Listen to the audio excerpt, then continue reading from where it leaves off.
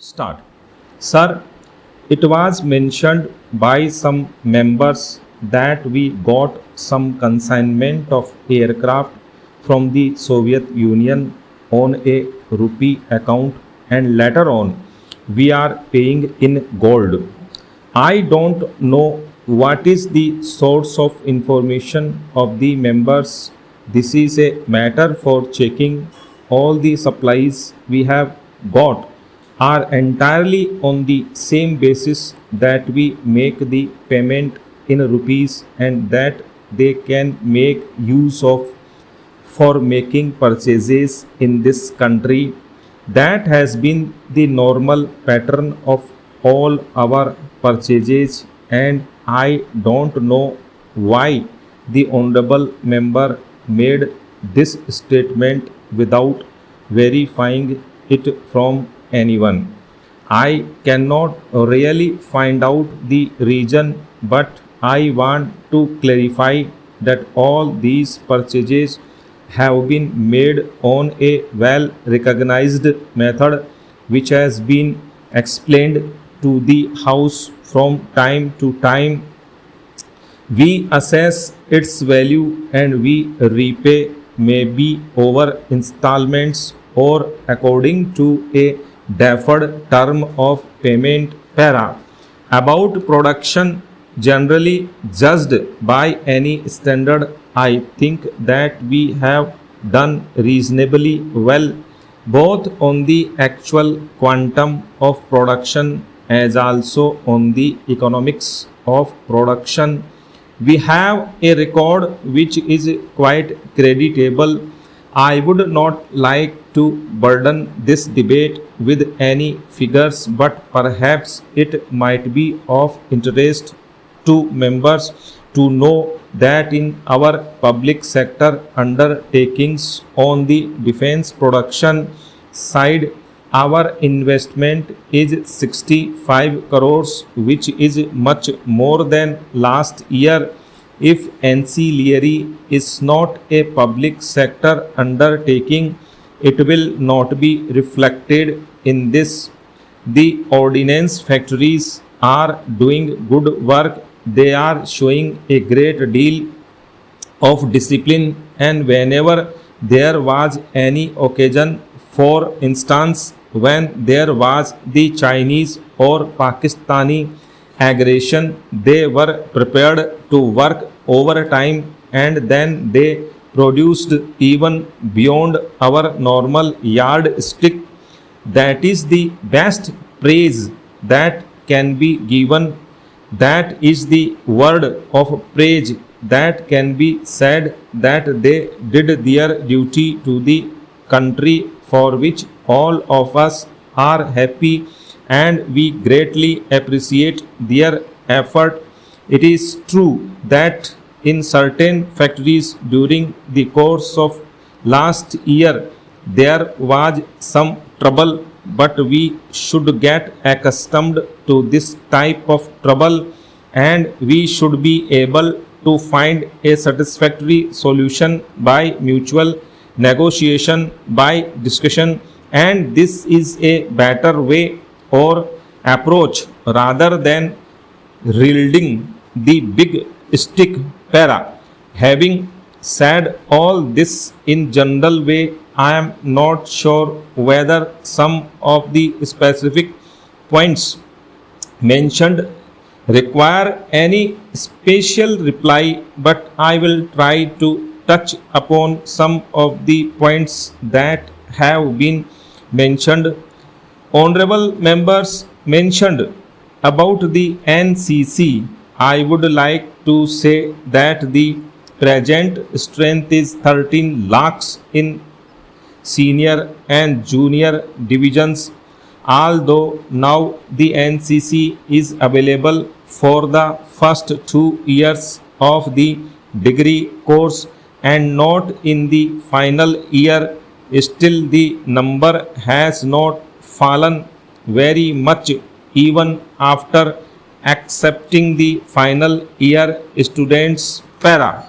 Sir, I am very grateful to the honorable members who have participated in this debate.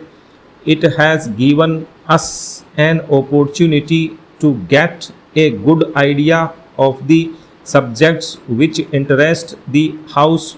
Many valuable suggestions have been made and careful note has been taken of those suggestions.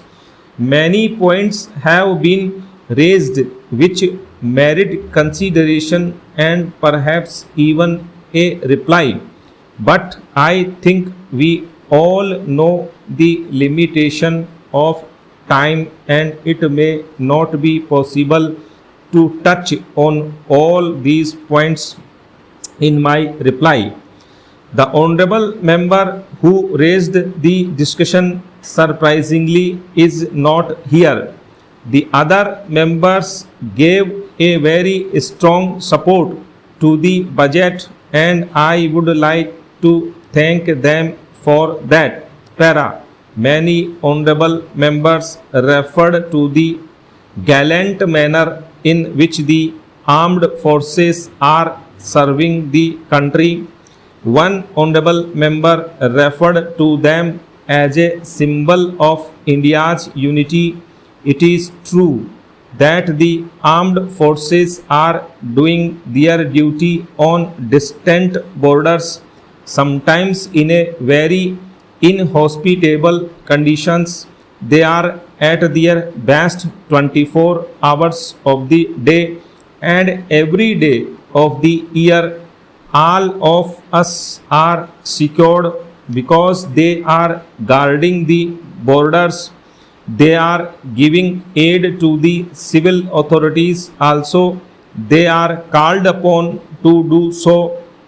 One honorable member also referred to the fact that they also serve at the time of the natural calamities. Therefore, it is but right that the House should take note of the services being rendered by the brave men of the armed forces and by others who are working in the defense apparatus or defense establishments, production or otherwise. Para.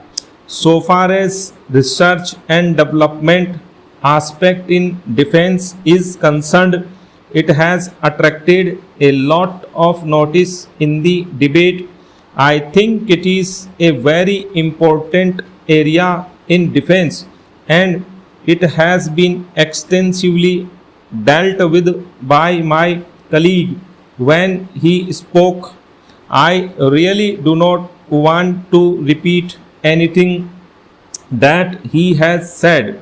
Somebody pointed out yesterday that a debate on the External Affairs Ministry has already taken place only recently. Well, naturally, there may be overlapping between the external affairs and defense. Many honorable members have referred to the wider issues which really related to the External Affairs Ministry. I can only say that I endorse the views of those who have in a way delineated the framework within which the defense policy has to be framed. Para. Since independence, this country has followed the policy of non-alignment. Its policy has also directed to give support to peace at all levels with its neighbors and in all the regions in the world. It has a consistent policy of not occupying or acquire even a single inch of territory of any other country. We have no expansionist ambition at all. We want settlement of all our disputes through peaceful negotiations. There have been some cardinal principles on the basis of which Our external affairs has been guided and defense policy also has been guided through this broad framework.